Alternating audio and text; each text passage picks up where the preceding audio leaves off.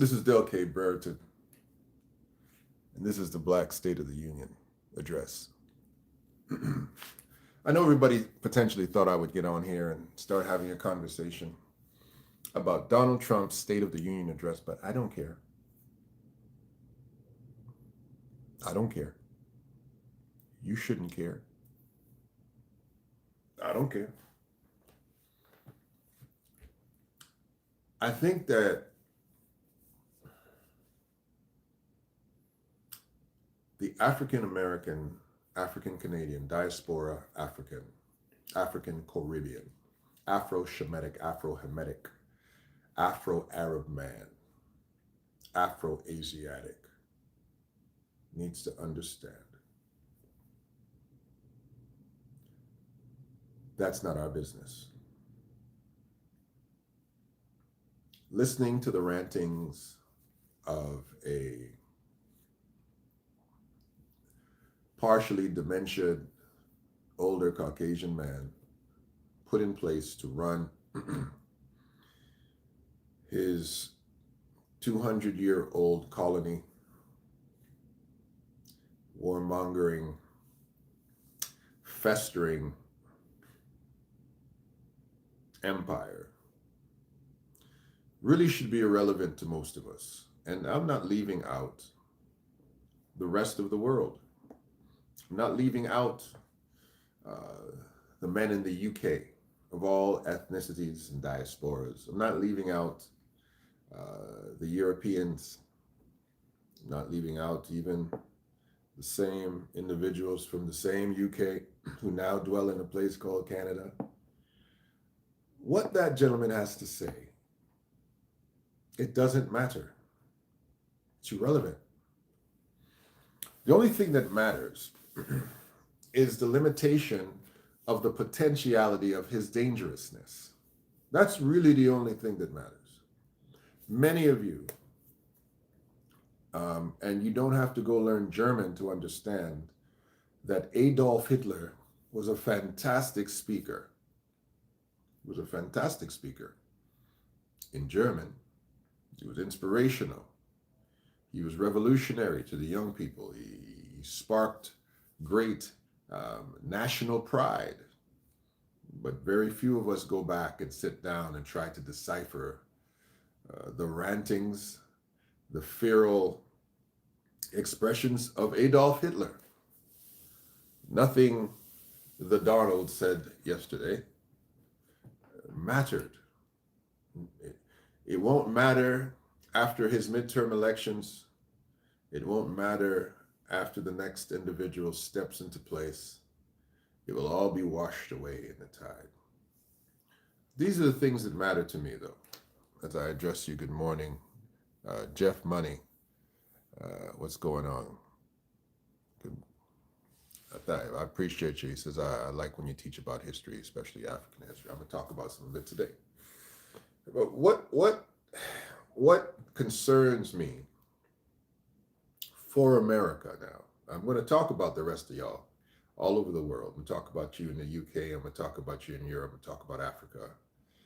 I'm going to talk about Canada. I'm going to talk about the Caribbean, South America. Well, let me talk about the African in America. What concerns me today is that as the dress rehearsal of world domination was taking place at the State of the Union address, while these neophytes sitting down behind this talking madman, this actor turned politician, the rehearsed standing and clapping and sitting and standing and clapping, and of course the odd individual in there for justice. I believe it was Representative Al Green who said that African Americans are not apes, and they summarily ejected him from their clubhouse because how dare he come there to speak the obvious. But as that was going on, this is what messes my mind up. 50 Cent is still arguing with Ja Rule. There's a there's some TikTok models still out there doing dances and Instagram models selling feet pictures. I'm talking about African Americans. African Americans continued on with their business, oblivious to what is going on around them.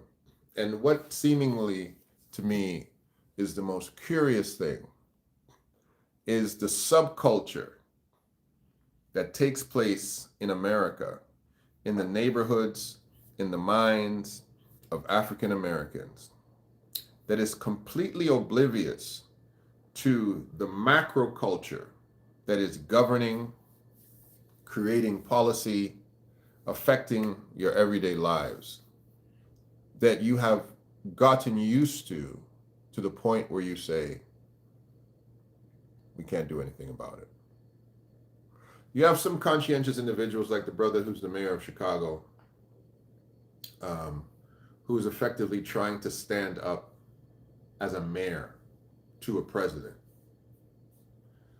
and stand his ground in Chicago. And I fear, this is my greatest fear, that this brother, this hero, this leader, this giant, this Joshua doesn't have even 100 troops standing behind him, as conscientious, as concerned, as worried for the terra firma under their feet, realizing that there's a dangerous group of individuals around him who basically would have no issue with him being gone. I mean, from life gone, not from his office. And it's seemingly that while these individuals, as I started, the 50s and the Jay-Z's and the Will Smiths and the LeBron Jameses and Michael Jordan now is a multi-billionaire, and all these super rich, super influential, super powerful individuals are sitting around talking about rap beefs, talking about who's the greatest basketball player. Same conversations. It's like the same conversation. Is it LeBron? Is it MJ? Talking about who dated who. Did little Bow Wow, date Hillary Duff, or did he date a Kardashian?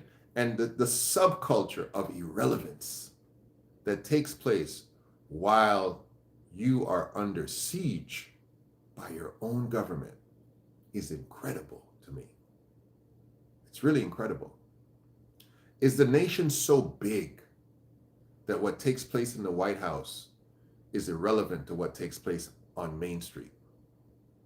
Is the nation so diverse that the Pentagon doesn't cause you to want to pull your little sons and daughters closer and nearer and dearer?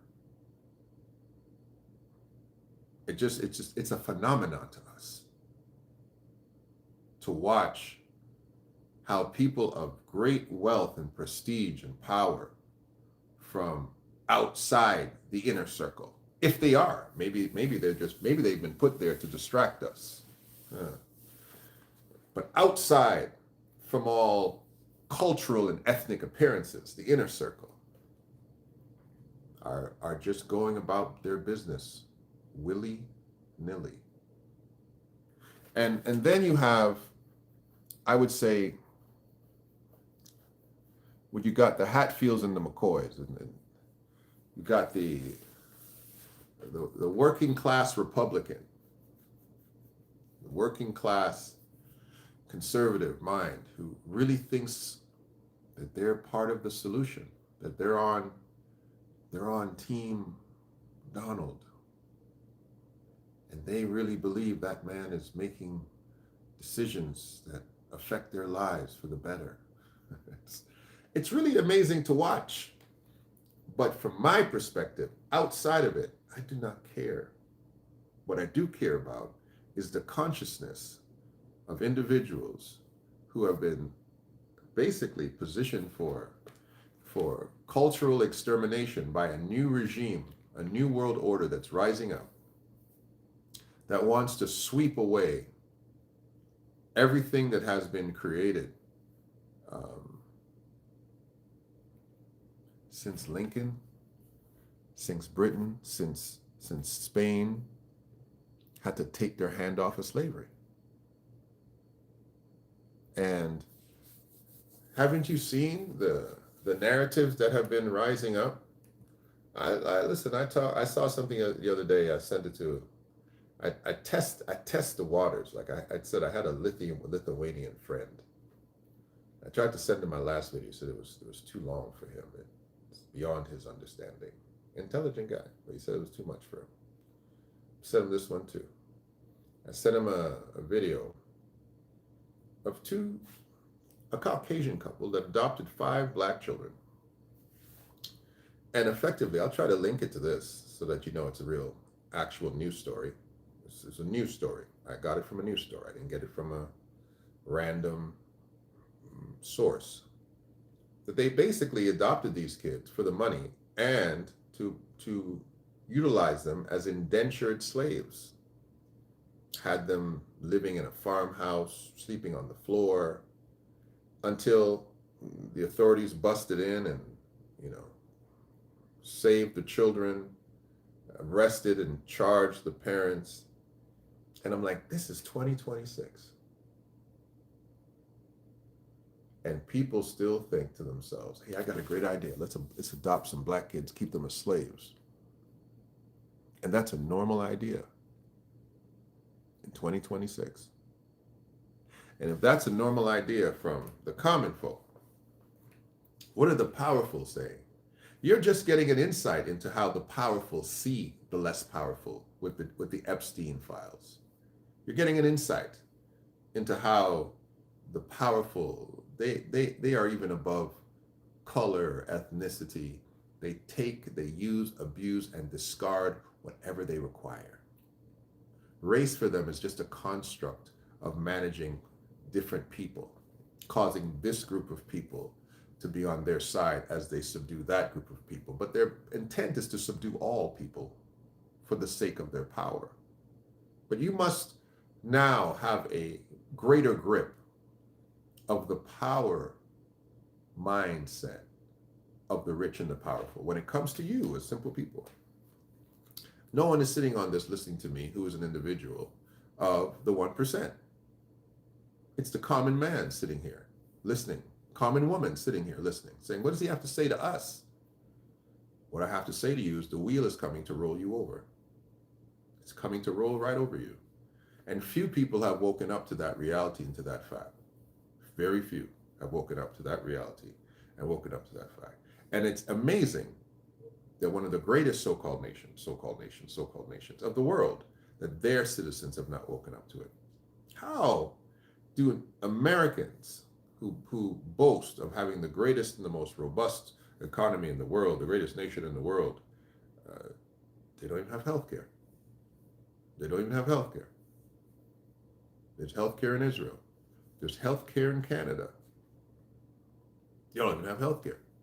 I can go to Africa and I can walk to a pharmacist in Africa and I can say, I feel this way, I feel that way, and the pharmacist, who is a pharmacist, he's not a bushman, he's got a degree in pharmacology. He can say, I think this is what you need, and dispense me medication that I pay cents for. Cents for. I remember when my daughter was sick in Canada. Went to the hospital, 2 doctors, one an Indian doctor, young, one an older Caucasian doctor here. Looked at my daughter, didn't know what was wrong with her. Eyes were bloodshot. She was sick. Her heart was beating strangely. The Caucasian doctor didn't know what it is. The young Indian doctor looked at her and said, oh, I know exactly what that is.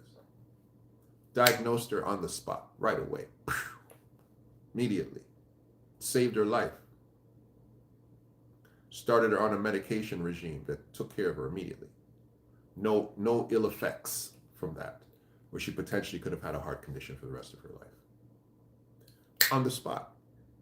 So there's not an advancement of civilization, of intelligence, of understanding, of technology. That's the only thing the West does better is destroy. My issue is, how do you not see that the nation that you boast about is not taking care of you?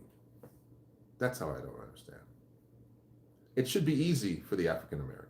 It should be easy for the rich African American to say, hey, I really got fortunate here. I got to make sure I move all this stuff out of here. If I was a rich man in America, I would be like a foreign pirate who came and found a treasure chest. And I would pick up that treasure chest and I would move that thing somewhere safe, because you're in America. They can take it all back. A wave of a pen. They can take it all back. They can eminent domain your life away and take it all back.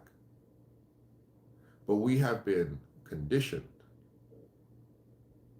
like a domesticated bull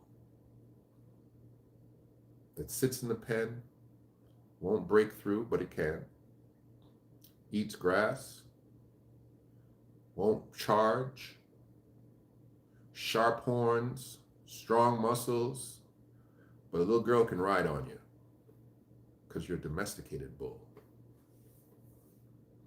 We've been given silos of things that we're allowed to talk about, and we can fight. We go, we do that. We fight about religion. We talk about the differences of our understandings of various aspects of the Christian religion.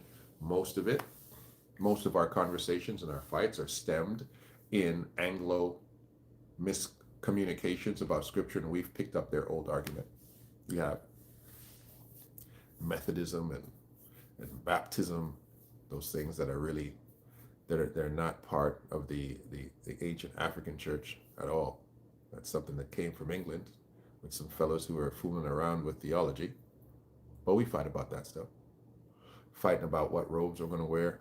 Most of you rocking around looking like Anglican churchmen, you Negroes looking like, yep. These Negro preachers walking around looking like Anglican churchmen. Won't even do some research and say, hey, well, wonder what they were wearing in the African church. Let's take a look at that. They won't do that. You argue about politics. That's right. You got political systems in Ghana and parts of West Africa where black men are walking around in white wigs, coming into court with white wigs on their head. Parliamentary law. Interesting. Having conversations about what is proper English. At least the wisdom of some of the other nations. I'll name 3 ethnic groups. The Chinese make sure that when their kids come to other countries, they still learn Chinese. When individuals who have an Arabic background, when they come to other countries, they make sure their kids still can speak Arabic. Even Asians, Indians, make sure their kids can still speak their Indian languages. We know the French in Canada, they're forcing French down the throat of every single person. And every colonized Negro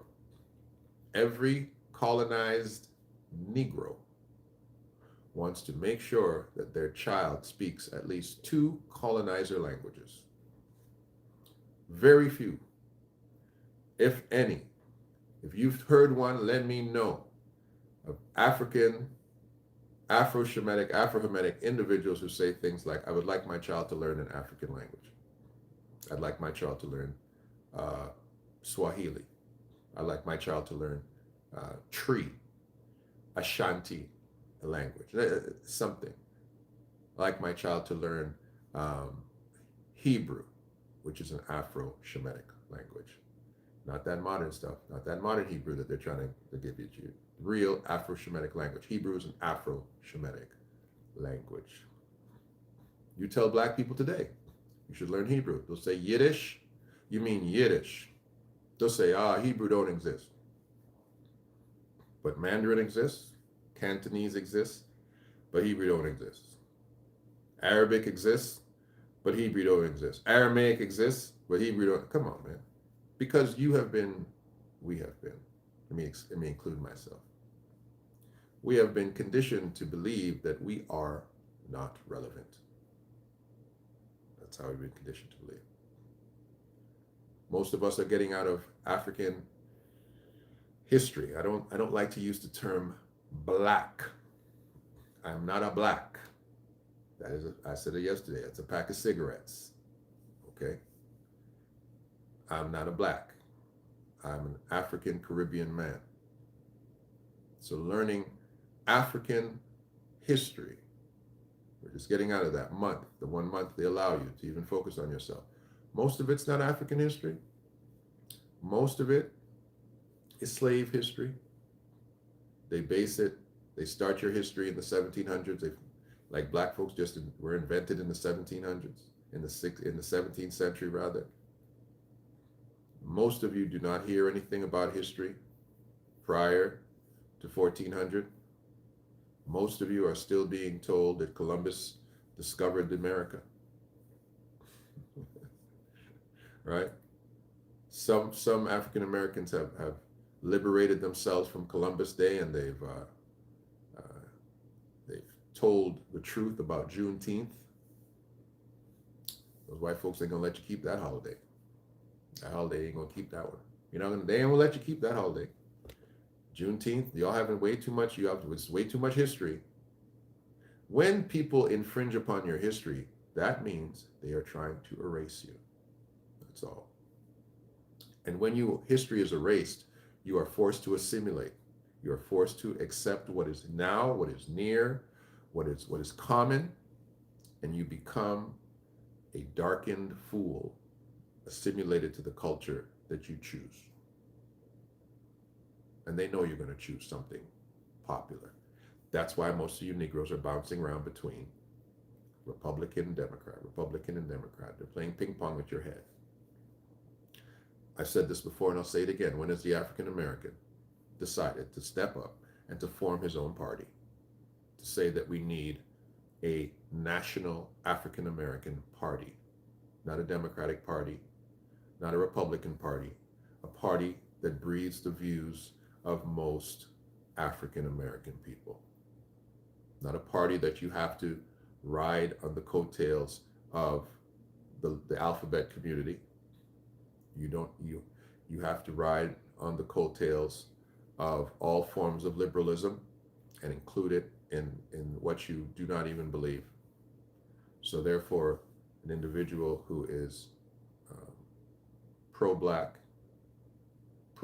in America, pro-African American, who is conservative in their views, who has a biblical basis in their views, but understands the implicit racism that is sitting there within the Republican monster. If they do not wish to be part of the Democratic Party liberalism, they have nowhere to go. They're stuck. And then they have to find the coattails of some independent candidate to ride on who they know very well is not getting elected. But when will the 50 Cents, the Floyds, the LeBron Jameses step up and say, we don't need another school. We need a national party. That's what we should get behind. Oprah went from supporting the first half-black president to doing nothing politically, zero politically, right? And we got to accept Barack. We can't throw him under the bus like that. Barack Obama is the first African American president. Well, I'm not going to throw him under the bus, but most of his reception was the fact that he was biracial, and he ran for the Democratic Party.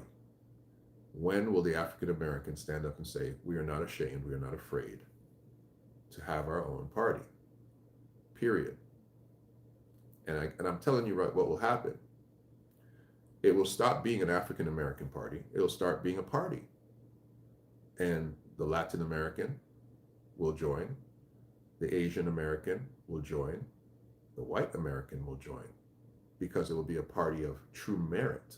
and not a party just based on skin color. But it still has to be a party that speaks to the consciousness of a group of individuals who have no say in America. And when you translate that all across the world, you see what's happening in South Africa. You see the individuals who are standing up and saying, hey, this is who we are. We refuse to be ignored anymore. You see what's taking place. See what's taking place with Abraham Torori. You see what's taking place in the Sahel states who's decided that we're going to stand together. But you still tell the stories. You tell the stories of Gaddafi, and now some of the things that Gaddafi was allegedly doing it's become myth. Oh, Gaddafi was going to give reparations to every African American. That's why they killed him. That's one of the myths. Gaddafi was trying to have an African currency that was backed by gold. He absolutely was trying to do that. But what Gaddafi also was, he was a gatekeeper for Europe to make sure that Africans could not get to Europe. He made sure that they weren't able to cross over into Europe. He was the gatekeeper for Europe. That's why they kept him alive, to be honest with you. Right? That's really what he was doing. But when he realized that they weren't really his friends, that he was their lapdog, he decided to see life a little bit differently. But Gaddafi's country, for the Libyans, was run pretty doggone good. When will we have ideas like this? When will we start looking with our own eyes and stop looking at the eyes that have been given to us by American propaganda? China, one of the greatest countries in the world. Oh, you guys, China's a communist country. Oh, you socialists. Everybody's a socialist. Everybody's a communist. He said that Carney's a communist. Carney's a socialist. The Prime Minister of Canada. He's a socialist. Why is he a socialist? He's a globalist. He's a banker. Who the heck is running America? So it's about time the individuals who've been stood on, stepped on, crushed, stood up and said, we've got to stop worrying about what the next series is on HBO and figure out how to run our world. There's an epidemic that's taking place in Toronto. I'm going to give you an example. Who run both parties? The elites, brother, as you said. In Toronto right now, there's an epidemic taking place in the city. It was covered by the Fifth Estate. I'd like you guys to take a look at it. And as an example, I went all over the world. Take an example of this. African Canadian boys are disappearing in Toronto. Like, they're just disappearing. They're going missing. I believe it was in the GTA. Toronto had about 322. There was more from other regions. Maybe about 500 kids last year just disappeared. No investigation. What they believe is taking place is that they're being shipped to a northern remote area, and they're being utilized to sell illicit narcotics in the northern areas, underage Black youth, African Canadian youth. And they're being utilized to be shields because of their age. So they're selling the drugs, being supplied by adults, right? Alleged gang members, but we know that they're trying to say that they're being solicited by their own people, but they're not. They're being solicited by other individuals who have the capacity to furnish them with these types of materials, and they're disappearing. And no one's saying anything about it. And no one cares because, why? It's that demographic. And what makes it so tragic is that the absenteeism of support for that young group, no funding for entrepreneurism, homelessness, youth homelessness, the capacity for young Black men to be recruited into nefarious activities because of the iron door of opportunity shut in their face. And realizing that this is only an opportunity because you have closed the true social opportunities that they should be afforded. And that's the tragedy of it. It's preventable. It's preventable. And the conditions up there are not easy. They're harsh. It's not like they're being sent to Miami. They're not in California. They're in the north, cold north. But nobody cares. Nothing, no, there's no government funding to support the parents. There's no investigations. Nothing. Nobody cares.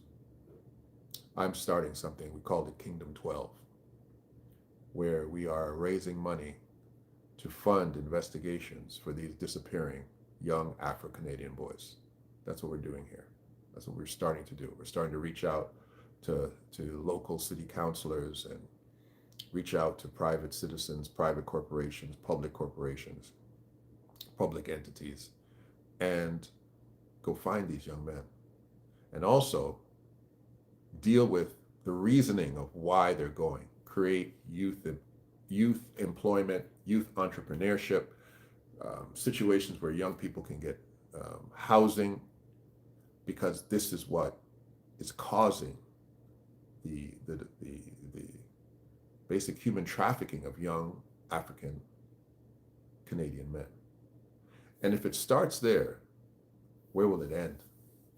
Because soon it won't be just young African Canadian men. It will be young men who are saying, "Hey, what happened? What happened to Jamal? Jamal's up in Thunder Bay, man, making money selling stuff. Really? I'm gonna go up there too." And it won't be just Jamal up there. It'll be everybody up there. So you guys got to realize, man, State of the Union address and sitting around talking about what that dummy was saying last night, he said nothing. He was self-promoting himself. He was talking about his fictional record. He was telling lies on top of lies while the popcorn section was just clapping and squawking like a bunch of dumb geese. And it's not worth a conversation. The conversation is, what are you doing while they're pretending to cover it? How are you living your life? Are you just sitting back there oblivious and ignoring that? Or are you saying something's got to change and it's got to change with me? And the hardest part, in closing, is that when you're economically just trying to keep your head above water, you don't have time to save anybody. If you're drowning, you can't save the person next to you. So the system is broken. All of this, he says the stock market is at an all-time high. Oh, he says Americans have been employed at a greater level than they've ever been employed in the history of our country. I can't cuss because I'm saved. I'm too saved to cuss. But I'll say it like this. Negroes are still broke in America. People are still poor in America. People still can't buy groceries in America. Stuff at Costco is still too expensive. Are you kidding me? What America is he talking about? What America is he talking about? I went to the United States of America using my so-called powerful Canadian dollar. I went to Fort Lauderdale a few months back, and I bought 2 tacos and something to drink. Cost me $70 US. 2 tacos and something to drink at a half decent little restaurant. I don't even know what it's called. 2 tacos and something to drink, $70. He's talking about the gas prices are at all-time low. Let me explain to you something. I don't know what that man's talking about half the time. I don't know what world he's in half the time. A few days ago, he was supposed to be blowing up Iran. I don't know what he is governed by. I don't know what the gauge is that wakes him up in the morning and causes him to go to sleep. I don't know. But all I do know is he is doing absolutely nothing, saying absolutely nothing, deciding absolutely nothing for the benefit of most people. And people need to stop paying attention to the fictional television show that is referred to as the presidency of the White House of the United States of America by this knucklehead, and they need to wake up and realize that they need to fix their own lives. These so-called individuals that you are allowing to stream poison into your ears, listening to the garbage. I can't even name you a Curtis Jackson song, a Ja Rule song. They're creating movies of death, exploiting the same stereotypes that have been in our culture for hundreds of years. They're just exploiting the same stereotype, making movies about gang culture, drug culture, hard knocks culture, and making young people identify, not even young people anymore, but people identifying with the most broken perspective of our society. Shoot, that dude isn't even making shows like The Cosby Show anymore. He's making stuff that's so negative, but he's 50 Cent worth $100 million. And 50 Cent, this isn't the words of Ja Rule, it's not even me. He said he wishes 50 Cent the best, and I do too, but all 50 Cent does is attack his own people. So who's 50 Cent working for? Who is Curtis Jackson working for? If the only thing I hear him criticize is his own people. And some of the people he criticizes are worth criticizing, don't get me wrong, right? The Predator named Sean Combs, criticizes him. The Predator named Jay-Z, he criticizes him. Sure, I understand that. But what is he doing though? And it gets to the point, I'm finishing, I'm done, but it gets to the point where I could care less how many more points LeBron James scores. I want to know, what is your pathway to transform your nation as a $1 billion ex-NBA player? Is it to make sure that your children can all play in the NBA too? Is that your goal? We see Michael Jordan. Jordan's, living on yachts, smoking cigars, dating Latinos. Like that's the rest of Jordan's life. That's basically it. He sold his team. I think he made about $3 billion out of Charlotte. And now he's on yachts, smoking cigars and dating young Latino girls. We know he's always loved Latino girls. That's fine. But what are you doing now? And he's now, I think, in the later years, being more conscientious and he wants to pay for this. But that's not it. It's not philanthropy that we require from these individuals. It's revolution. Quote me. We don't need your philanthropy anymore. Your philanthropy cannot outmeasure Ted Turner, Bill Gates, right? And these guys are heinous people. It's revolution that we require of you. It's a transformation of the conversation of what is an African American. It's a transformation of what is life in America, just like they're doing in Africa. It's revolution. Regardless of where you are on the side of the Ukrainian and the Russian conversation, which is none of my business, but it's revolution that they're talking about in the Ukraine. It's revolution that they're talking about in South Africa. It's revolution. Because when you allow something to stay the same so long and you refuse to change it, you become part of it. It's revolution that they're talking in Israel. It's revolution. Carney has started a revolution. Prime Minister Carney has started a revolution to say that we will not associate ourselves with this fat lady in the South, the United States of America. Big old fat lady. That's what she is. She's a big old fat lady.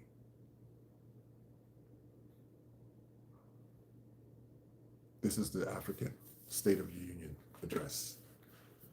Let me see. It was either him or Harris. Yeah, I think people chose. Drake is a Canadian. Is he? What's that mean to us? What's that mean to us? A guy that sings popular music. What does that mean to me? That doesn't mean anything to me. Like, what is Drake doing for me? Is he Canadian? What does that mean to me? What does being Canadian mean? What does being Canadian really mean? Does it mean we have a strong military that can protect people? No, we send peacekeepers. Does it mean our dollar, when it walks into your restaurant, can buy up the bar? It can't do anything. It's not powerful. What does it mean? Does it mean our passport doesn't require visas to go to certain countries? Doesn't mean anything. Has to make it mean something. Drake doesn't have a voice. Who does Drake stand for? Who does Drake speak for? Uh, is this guy saying black people do not shoot each other like crazy? Oh, that's a very nice comment. Who's that? First place. Black people are shooting each other like crazy. Really? 100,000 white boys a month are killing each other in Russia and in the Ukraine. If you're worried about white boys killing each other, you worry about that in the Ukraine. 100,000 of them a month. Imagine 100,000 white people a month killing each other in North America. That'd be intense, right? 100,000. I don't think there's 100,000 a month of black people that are shooting each other in America, in Canada, anywhere in the world. So white on white crime should be your focus. In the Ukraine and in Russia, in fact, they're killing so much of their own people that they are recruiting African soldiers to come and to fight. Russia's recruiting African soldiers now because so many of their young men are dying. They're running out of people to kill. They're running out of people. African Americans killing each other, shooting each other every day. That's not news, my friend. That's fiction. It is, it's fiction. Because if you really put together the death toll that's taking place in the Ukraine and Russia, you wouldn't have no time to comment about the little rampant shootings that take place in the skirmishes of African America between the diaspora. How come you don't talk about the killings of African Americans by police in America? That's what I think you should discuss. Discuss the amount of African Americans in prison in America. Discuss that. How is it, and I know what you're going to answer, but how is it that the minority of the population are the most incarcerated? Because we commit all the crimes, right? That's what you want to tell us, right? Because we commit all the crimes. Were we committing all the crimes on Epstein Island? All these guys that are free, were we committing all those crimes?